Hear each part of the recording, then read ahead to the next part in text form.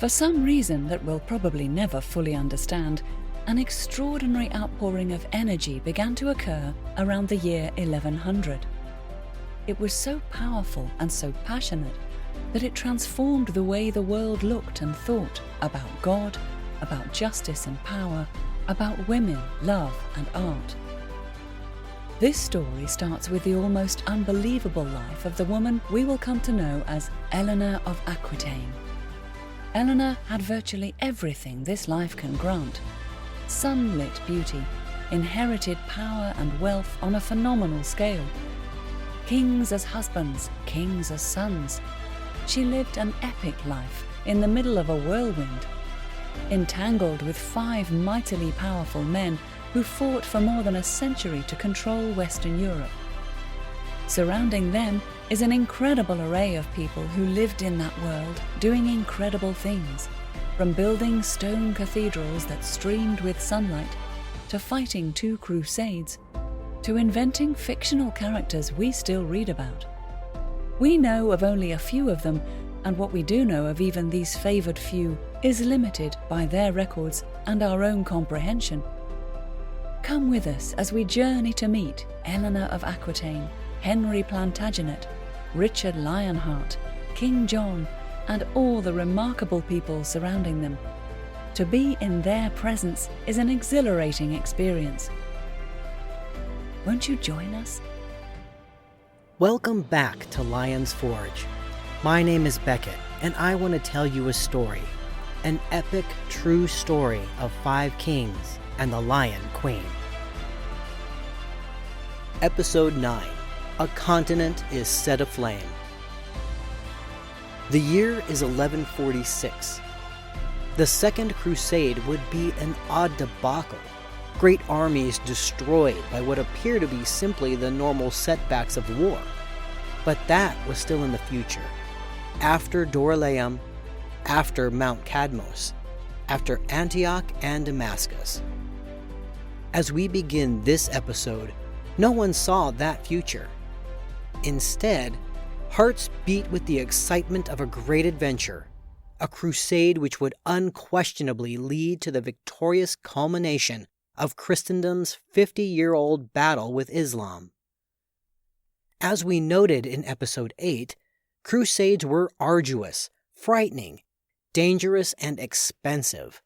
Literally the world wars of their age, an age that lasted some 500 years. So why go? The Christian fight against Islam, that alarming power exploding from the mysterious East, was the key reason. But there also happened to be a great many fighting men in Europe at the time, habituated to a level of interpersonal violence that even our homicidal era would find incredible. As a matter of dull everyday routine, masters punched, kicked, and slapped workmen, husbands whipped their wives, and parents beat the living hell out of their offspring, while everyone flogged animals with anything handy, from tree branches to frayed ropes. Even the justice system of the day shared that general conviction that physical abuse was the preferred means of keeping order. Blinding and castration, beheading, burial alive, being flung over the lovely white cliffs of Dover, all were viewed in the 1100s as perfectly logical sentences. You didn't even have to be guilty to join the parade of the tortured. Merely to be accused was enough for trial by ordeal, where your arm was plunged into a kettle of boiling water up to the elbow and then swathed in bandages. If you had healed up 3 days later, things were looking up. If not, they were about to get worse. People simply took it for granted that screaming in pain was part of daily life. Going to fight the Moors was just another variation. Of course, there were other spurs to action. To nobles down on their luck, or younger sons whose prospects at home were unsatisfactory at best, war, as always, meant possible opportunity. Men who were tired of seeing the same horizon could seize this glorious chance for adventure. Others simply followed their liege lord or didn't want to be left behind when their fathers, brothers, friends, and cousins packed up for Jerusalem. And then there were the knights. We often romanticize knights as handsome gallants in gleaming armor, ready to slay dragons for the love of beautiful maidens. In reality, knights were the army rangers of their time, trained and blooded warriors. They were supposed to spend their lives driving off barbarians and taking land from each other. But by the 12th century, sadly for our knightly class, barbarians were in serious decline. It would of course happen that just as the need for protectors of the borders was ebbing, the number of landed families and their male progeny, most intending to be knights, was rising.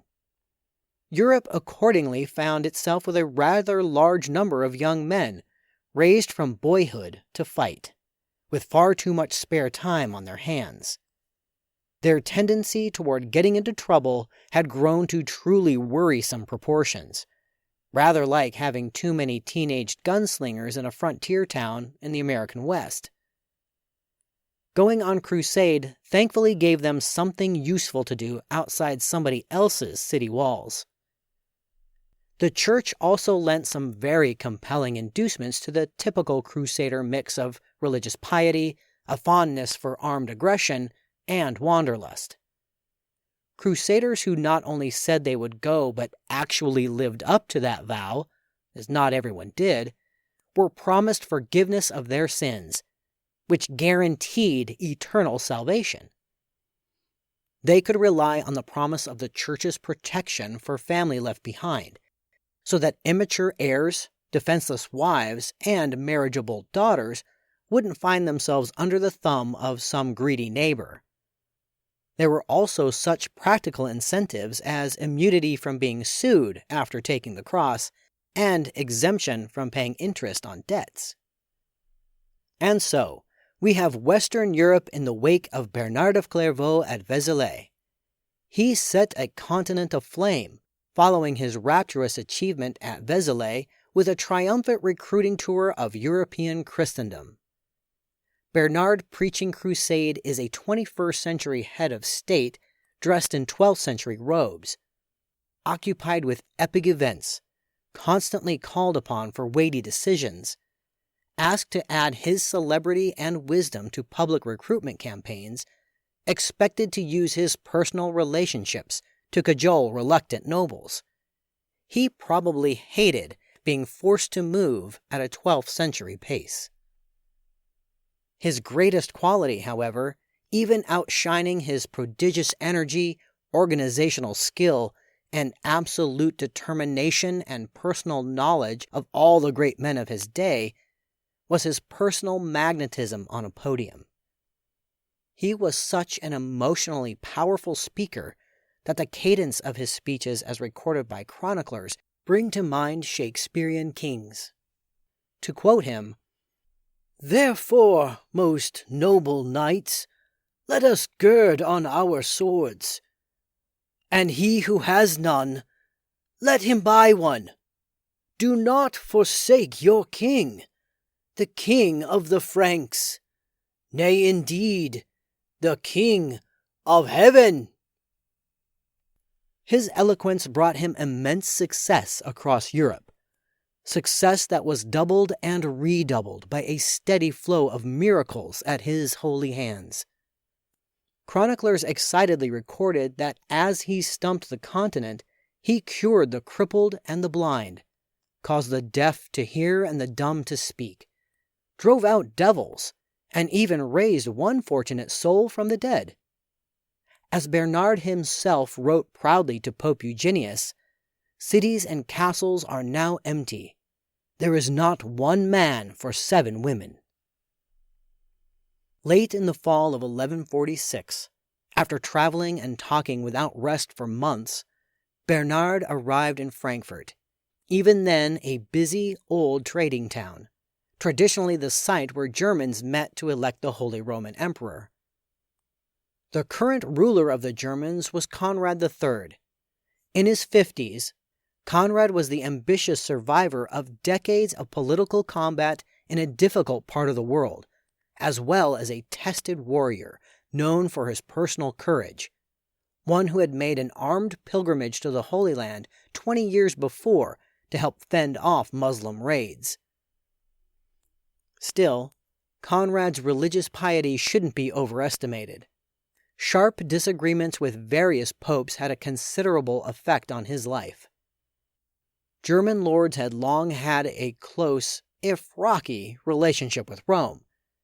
If fortunate enough to both be on good terms with Rome and to be elected back home to rule Germany, they would take the title Holy Roman Emperor as part of the German coronation ceremony. Conrad, however, had irritated the papacy enough over the years that he hadn't been granted that right. Despite the size and strategic importance of his country, which dominated Eastern Europe, he had to content himself with the secondary German title, King of the Romans, in recognition of his kingdom's long reach into the Italian peninsula. Conrad rarely experienced the pleasures of an idle life. In addition to his failure to see eye to eye with the Pope, internal warfare never ended across his lands.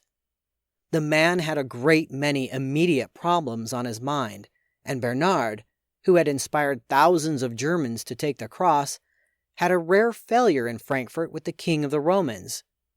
Conrad did not sign on.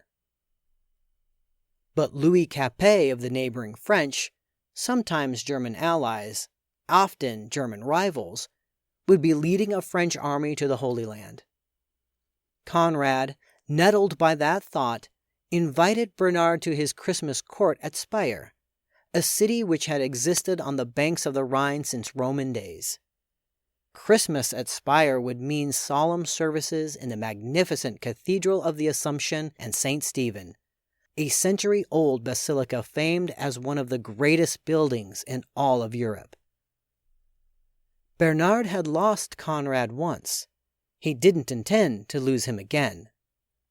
The churchman spent the month before he arrived in Speyer working to tamp down various outbreaks of turmoil across Germany, so Conrad could reasonably contemplate leaving. Then, in the echoing, candlelit vastness of the cathedral, the congregation gathered to bow their heads at the birth of the Christ child. Bernard confronted the wavering king with the imagined scene of Christ asking him upon his death, "What is there that I should have done for you and did not do?" Conrad, who, given his invitation to Bernard, may have already decided he would not stay behind, reportedly wept as he made his vow to crusade. A legion of his nobles followed. Bernard had won. The Germans would fight. Let's take a pause here for a moment. A man's decision to take the cross threw his entire family into the exhausting preparations for his departure. The financial drain this put on even wealthy aristocrats was staggering, since crusaders needed not only armor and swords, siege machines, equipment for archers, a stable full of horses and a full array of pack animals, but access to ships and wagons, tents, pots and pans, saddles, rope, clothing, bandages, prayer books, medicine, candles, bedding, and money safes. There was no good way to take food any distance, and never enough time for hunting and foraging. Accordingly, one needed enough money to buy food for humans and animals at every stop along a very lengthy road. Nobles had to plan on provisioning their own fighting men, along with the essential retainers who would wash the clothes, brush the horses, and pray for one's immortal soul if the time came. Expedition leaders would need a bounty of gifts to encourage positive diplomatic relations en route. Kings had to consider the building of ports and bridges for their armies, along with fortresses to protect the folks back home. Everyone who planned to go needed means to buy all the many things that had to be acquired, packed, and moved at home, combined with all the other things that would need to be acquired on the road. At the time, paper money was non-existent. Everyone did have coinage, but not only did coins weigh a lot, they could be of dubious value beyond your own borders, so that an Aquitanian could struggle to buy something in Paris with his currency, much less in Hungary or Byzantium. As a consequence, you didn't take much of your local money. You took valuable things instead: jewels, gold, silver, ivory, and anything else you owned that was worth trading was rounded up and packed in your saddlebags and trunks, so it could be exchanged later for food, fresh horses, gifts, bribes, for doctoring, or for your burial. Jonathan Riley Smith, a noted historian of the era, has noted that medieval society was not generally renowned for thrift, so raising whatever portable wealth you didn't already own meant selling pigs and timber, calling in loans, demanding support from flustered local monasteries, borrowing from the Jewish moneylenders, and factoring in the always popular prospect of raiding and pillaging along the way. If you belonged to a guild, it might raise cash to sponsor you. If you were one of the lucky class, you could trade rights you controlled. If you had a watermill, for example, you'd give the neighborhood monastery the right to the mill's revenue for the next 3 years, in exchange for gold coins today.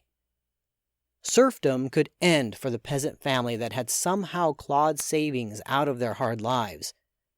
A crusading lord might decide that his finances made their freedom thinkable. Lords of sufficient standing had the envied ability to simply increase taxes. As a last resort, one that you tried your best to avoid, you'd mortgage or even sell your lands.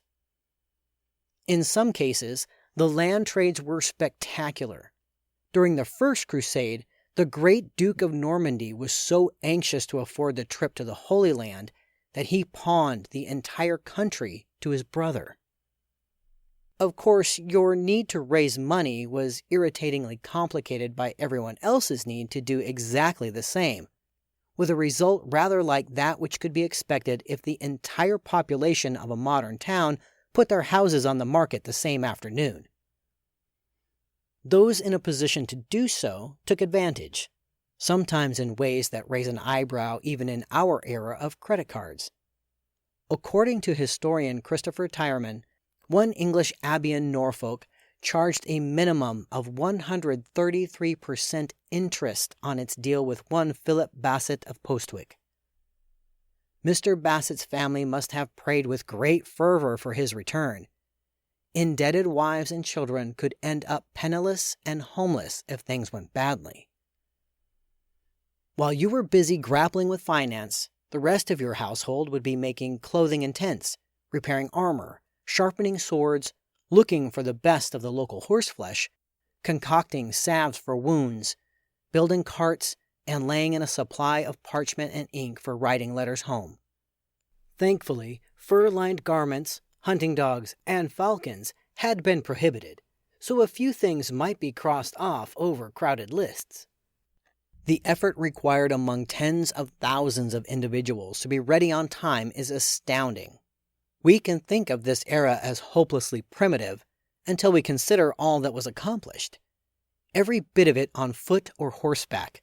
No internet, no smartphones, no social media, no airplanes, no motorized vehicles of any kind, no computerized spreadsheets updated with the flicker of some tapped keys. Sheer human thought, energy, and endurance had to play the role technology would effortlessly fill today. Dozens of letters would have to be laboriously dispatched via envoys to arrange for rites of passage across foreign territory. Even fellow crusaders needed permission to travel through each other's lands. The 12th century equivalent of advancemen had to find the best guides to get through unfamiliar mountain ranges, have bridges built to carry armies over a dozen rivers, and set up markets along a route that spanned 1,000 miles. A sense of what all this took by way of time and effort can be grasped by reading a summary of the travel involved in friendly marriage negotiations between two royals. no less than 7 separate trips were needed between the initial offer for the bride to settlement of her dowry, and this was in peacetime among neighbors. If you were a lord, arrangements also had to be made for running your domain in your absence, whether that might be a single castle, an abbey with 100 resident monks, or an entire country. This required careful thought, as even family members were not above appropriating the belongings of those who had left, sometimes in ways astoundingly audacious. Richard Lionheart would return from the Third Crusade to find that his own brother had tried to grab the English throne while Richard was battling Islam, a reality which might explain Richard being the last English monarch to leave Europe for another 5 centuries. The threat of being on the receiving end of such bad behavior wasn't limited to royalty. Having a family's strongest off in the Holy Land, with the odds rather stacked against their return, left everyone else at real risk. Even murder wasn't unheard of to clear new dynastic paths. The steps taken by one departing lord to protect his family during his absence, he cautiously saw to it that no less than 10 witnesses signed off on the very detailed written agreement with his younger brother. If sufficiently trustworthy male relatives were scarce, competent wives could be pressed into service. As we have seen, Lady Philippa ran the Aquitaine for William IX while he went on the First Crusade in 1101. On the other hand, women presented risks of their own. One nobleman returned to the depressing reality that his heiress daughter had been forcibly wed to one of the peasants on his estate. Conrad of Germany chose an abbot named Wibold as imperial regent to rule Germany in his stead, and gained agreement from his vassals that his son would inherit if he did not return. Just in case, the little boy was crowned before his father left the country. In France, Suger stepped in as Louis's regent. Once he had reluctantly accepted that Louis truly would leave France, at least for 2 years, and possibly never to return at all. Suger was probably truly dismayed that Louis was going, given the worrisome state of the French succession. Louis had a daughter, of little value given French rules on royal succession, but he still had no male heir from his Queen Alienor. Meanwhile, Alienor, Queen of the French, Duchess of the Aquitaine, the first royal wife to go on crusade, was making decisions about her own unprecedented journey. At Vézelay, she had reportedly shown the dramatic snap for which history has never forgotten her. But eyebrows rose at the idea that she would actually accompany the army. The chronicler who reported her dramatic pledge to crusade felt quite strongly that the flashy scene had set nothing but a bad example. Not for the first time in her life, the sniping wasn't fair. Noble women had accompanied their husbands on the First Crusade 50 years before. Saracens busily stripping European corpses after a battle found that more than one supposed soldier was a woman. It's fairly certain that Ida of Austria died while on crusade with Alienor's grandfather. Then, too, regardless of normal rules, it would be hard to refuse Alienor, since her vassals made up a considerable percentage of the French forces. She was the hereditary leader of the Aquitanian Knights, the liege to whom some had pledged their personal fealty, and so she possessed the God-given right to lead them in battle. Obviously anxious to well acquit herself, she reportedly spent the months after Vézelay traveling across the Aquitaine to raise men and money, the latter by encouraging local market fairs, whose profits would go toward the crusade. Given the barely dormant spark of rebellion so easily ignited between Aquitanian lords and their duke, Alienor was remarkably successful in gaining the personal pledges of her vassals, even old enemies with generations of animosity to look back on. Alienor did not claim that she would fight alongside muscled knights who had spent their lives learning war. Instead, She offered the service of herself and her ladies, of which there would be some 300, to tend the wounded. But her contribution was not happily received by public opinion. It was one thing for a wife to dutifully travel in loving support of her brave husband, quite another for a queen to requisition her own army as Alienor had, and the presence of Alienor and her ladies amid the French army was a source of endless carping from observers, who fretted that the presence of females was wrong and bad on every level. They were occasions of sin for fighting men, who were supposed to be following the fixed star of their crusader vows. They interfered with military discipline. They insisted on bringing impractical baggage that slowed everyone down. Much of what went wrong with the Second Crusade would be blamed on Alienor. She's 23 years old, the mother of nothing but a sadly unnecessary baby girl, less powerful despite her wealth than her mother-in-law had been as queen, mistrusted by the French thanks to her Aquitanian blood. She is not a legend, not yet. The Second Crusade would make her one. We've come to the end of our story for the time being. I am Beckett Arnold, narrating from the book Lion's Forge, adapted for us by the author, Karen Markle Knabb. A big thank you to Francis Butt for voicing our introduction. If you like what you hear, please give us a rating, follow our channel, and share us with your friends. Most importantly, please join us again September 18th for the next episode of Lion's Forge, available everywhere you get your favorite podcasts, streaming on YouTube with video episode trailers, and now on Facebook, where you can ask questions, leave reviews, and interact with me.